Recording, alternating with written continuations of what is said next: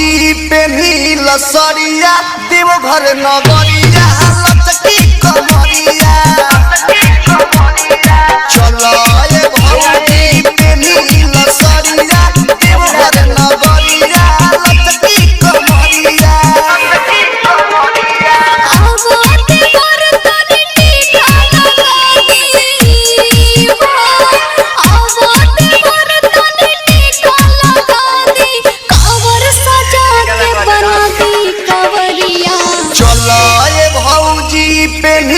सरिया देवघर नगरिया लचकी कमरिया चलो ये भौजी पे नील सरिया देवघर नगरिया लचकी कमरिया। बालाजी रिकॉर्डिंग स्टूडियो जादव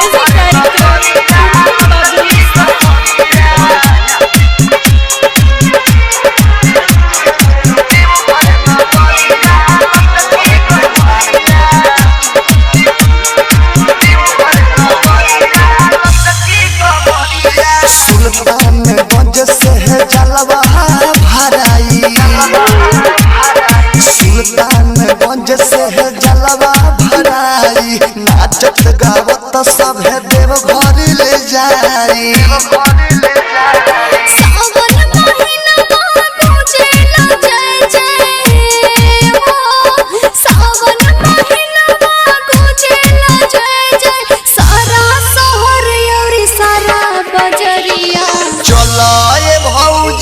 पे नील सरिया देवघर नगरिया लचकी कमरिया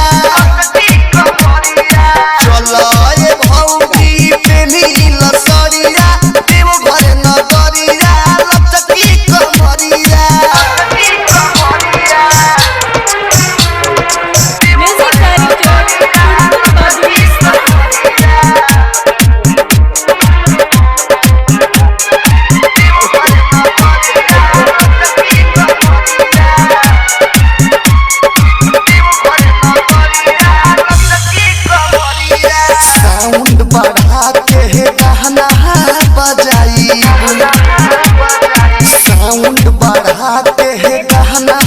जाइब संगे संगे भौजी कहमर हिलाइब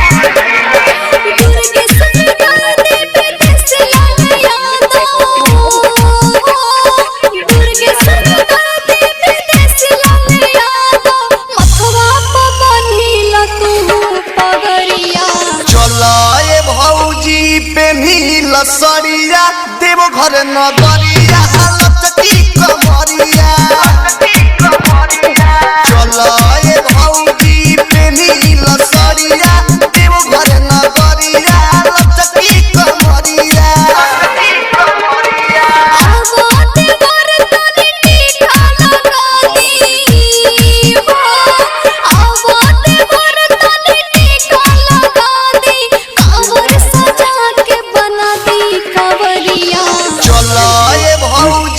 पे नील सरिया देवघर नगरिया लचकी कमरिया।